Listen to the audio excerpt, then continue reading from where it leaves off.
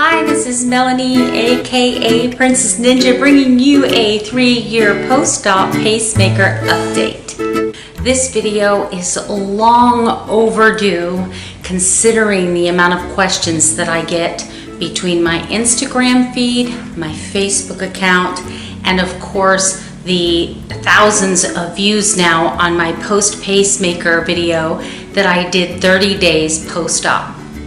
This is my disclaimer. I'm not a doctor, I'm not a cardiologist. I'm not here to diagnose your issues. There are multiple heart conditions that can share similar symptoms, but the treatment is completely different. If you are experiencing heart issues, get to your doctor immediately. Don't mess around. I also want to do this as a disclaimer. Don't ever use a fitness watch to diagnose a potential heart issue. So I have put together a list of the questions that I am asked most frequently. Can you feel it shock you? Okay, I have a pacemaker. I do not have a defibrillator. So all my device is meant to do is to keep my heart beating above a certain rate and then help it along the way when it gets stuck in a very slow rhythm and I need it to go higher for physical fitness reasons. The second most frequent question that I get is, do you have restrictions now that you didn't have before the pacemaker? I can tell you that I'm able to do so much more now with the pacemaker that was impossible before I had the surgery. As a matter of fact, my heart had gotten so bad 3 or 4 months before the surgery that I couldn't do much of anything. As far as restrictions go, every device is different and has different frequency restrictions, but I'm pretty sure it's a standard rule of thumb. They don't want you near any big batteries, like bending over your car and working on your engine. You might be a little sensitive around big radio towers, or if a ham radio operator with a signal booster, that could cause some issues. I had a personal experience with that. It wasn't painful, it wasn't life-threatening, but every time he would key the ham radio mic, I felt my heart like race a little bit. And all that was doing is basically setting it back to a default setting. I really haven't come across a whole lot of things that I do on a day-to-day basis that interfere with anything with my pacemaker. So I hope that answers that question. Number 3, how long did it take to completely recover? Well, you can go back and watch my 30-day post-op, but it took about 6 weeks for the surgical area to heal, but I was still swollen and it was still sore to the touch.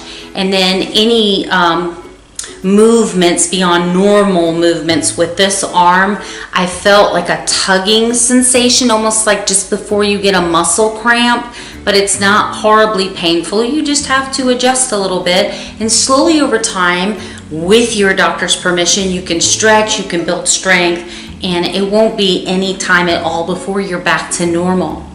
For the complete healing, which means that I no longer felt swollen and puffy, I was no longer black and blue, I was no longer tender, I would say it was about 6 months completely for the healing process, and before my doctor told me I could resume normal activities.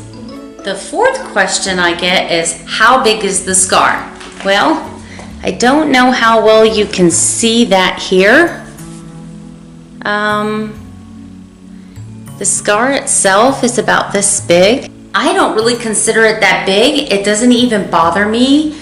At certain angles you can see a dimpling in the skin, but I've pretty much settled in the fact that if the good Lord willing, I'm going to probably have to have 2 more of these surgeries, so I'm not sure where they go after this scar. Do they reopen the same incision? I haven't gotten that far. I do know that the surgery isn't quite as invasive the second time when they're just changing the battery, unless you've done something to disturb the leads that go into the sinus nodes in your heart, then that might be an issue. But from what I understand, my next surgery, which will be just to change the battery device, will be an in and out procedure. I won't even stay in the hospital for that one. Number 5, did it fix your issues? I used to be able to, before my pacemaker go, I'm going to have PVCs, I would literally feel the changes in my heart before I started throwing them. That's a very rare condition that somebody can actually feel those types of things. I can feel the smallest little change in my rhythm. So with that being said, I'm not really sure where the parameters are set as far as how many irregular beats I have to have before it sends that little shock, but sometimes I'll feel a little flutter, I might feel a little palpitation, but it's never anything big, it never lasts for more than a couple seconds. Now I do have days where I can feel it's a lot more active than it normally is, but for the most part it is taking care of 90% of the issues that were causing me to be symptomatic. Number 6, how often do you go to the doctors? Immediately after your surgery, you're going to have multiple appointments. They've got to track and see what's happening. It gives you an opportunity to get to know your pacer person, the person that's going to be in charge of setting everything on your pacemaker. Make sure you keep a journal. Write down what times things are happening. Even if you don't know that it's related to the pacemaker itself, you might want to note any kind of odd symptoms you're feeling, and they can eliminate it right away. But the really nice thing about the pacemaker is it's going to let that pacer technician know how many issues you had, when you had them. By keeping a point of reference in the way of a health journal, that's going to be so very helpful to you with communicating that to your pacemaker and your cardiologist. As far as pacemaker clinic now, once every 6 months, but they have me set up on Wi-Fi. I have a device called a Merlin where they will literally email me or tell me what my appointment time is, and then sometime during the night between like 2 and 4 a.m. in the morning, they will send a signal on Wi-Fi. I have Wi-Fi in my house, so you have to have Wi-Fi in your house to be able to do this. And what they do is they go ahead and download all the information just like they do when I go into the pacer clinic. If there's anything that alarms them, they'll call me in for an appointment to physically come in. But other than that, everything can be done remotely. I see the cardiologist now once a year, so that's good. But for the first 2 years after my pacemaker, I had to go twice a year. 7, what kind of meds are you on now? Well, the whole reason I have the pacemaker is I was unresponsive to 4 of the most common meds that they use to treat bradycardia syncope because I had a diagnosis, final diagnosis of sick sinus syndrome.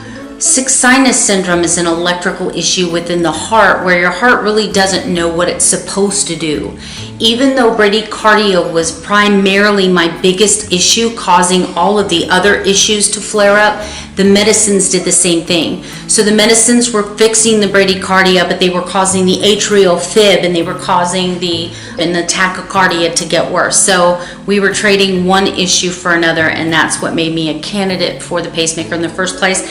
But as of right now, I am just on a very low dose preventative cholesterol medicine, even though my cholesterol isn't too horribly high.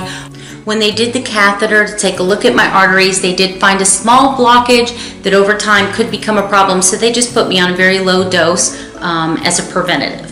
The very last and most frequent question I get asked is, how long does your pacemaker last? How long is the battery itself? For me personally, and that's all I can talk about, is for me personally, because how much your pacemaker paces you depends on how much your heart requires it to pace you.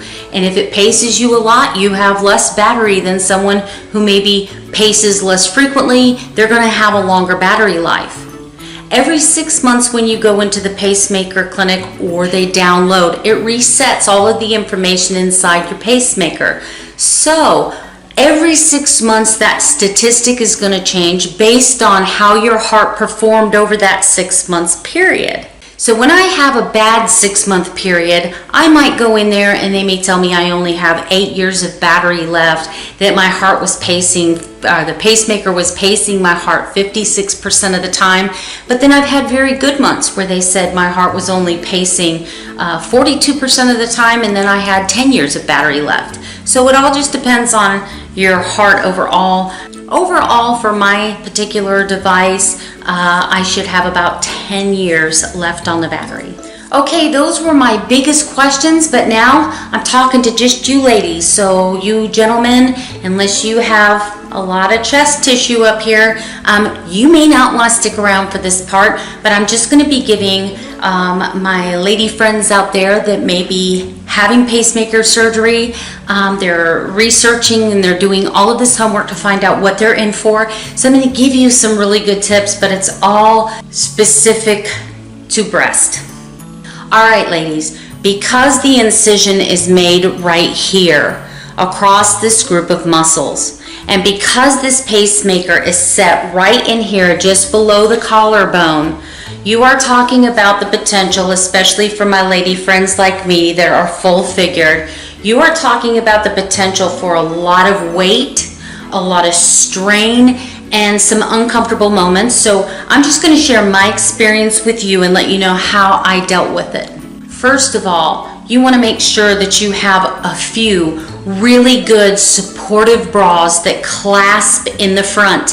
Even if they're these big tank top looking bras, they don't have to be pretty, they have to be functional. For the first 30 days after surgery, while this incision site is healing, you're going to want to wear one all the time. There is no taking one off when you go to sleep. I learned this the hard way when I had my loop recorder, which is an incision made towards the center of the breast tissue, and then the loop recorder is then installed there. I learned the hard way by taking a bra off one time and got into a shower, and it reopened the incision, and it was horrible. Now once the incision is healed, if you want to let the girls free, then let them fly. But while you're healing, you're going to want to have a very good supportive bra that clasps in the front. Now, why does it have to clasp in the front, do you ask? That is because your arm for the first 2 weeks is going to be strapped to your side just like this. You're not going to be able to move that arm, and it's going to get very uncomfortable. To dress and undress with one hand is almost impossible unless you have both blouses and brasiers that clip in the front. You're also going to want to wear one at night when you're sleeping, at least until this incision site completely heals, because rolling over and having that weight shift can be very uncomfortable, and you could also accidentally push too hard, just repositioning yourself, and you could cause some damage. So I highly recommend that you wear a very good supportive bra to sleep in as well. Well, that's pretty much it. I mean, that's really all I can do, because like I said, this is not for medical purposes. This is not to diagnose you. This is not to make up your mind whether to have the surgery or not to have a surgery. It's just letting you know what my general experience has been, how I've healed, some of the issues that I've come up against, some of the things that I learned in the process, and I just wanted to have a chance to share it with you. If you're having pacemaker surgery and you know you've got some healthy things to do, I'm not a coach, I don't sell any products. However, I do have a Facebook page where I talk about healthy living, calorie in, calorie out. I've made tremendous strides over the last 4 years. I have dropped my cholesterol. I've lost about 35 pounds. I've lost about 17 inches, 3 pant sizes, and it's all calorie in, calorie out, making better choices with my meal decisions, staying positive, staying focused, staying positive, staying focused, and staying on track. So if that's something you're interested on, I might be able to help you there too. See, my shirt says Princess Ninja. That's because they call me Melanie, aka Princess Ninja. Oh, you just have to go back and watch my other journey videos. I've had quite the time, but the good news is I've run 3 5Ks since I had my surgery. So I'm going to put the link to my Facebook page below in the description of this video. You can find me on Instagram on Princess Ninja 69. You can like, subscribe, and hit the notification bell to get updates when I post a new video. Meanwhile, you keep being a ninja, I'll keep being a ninja, and we'll just ninja this.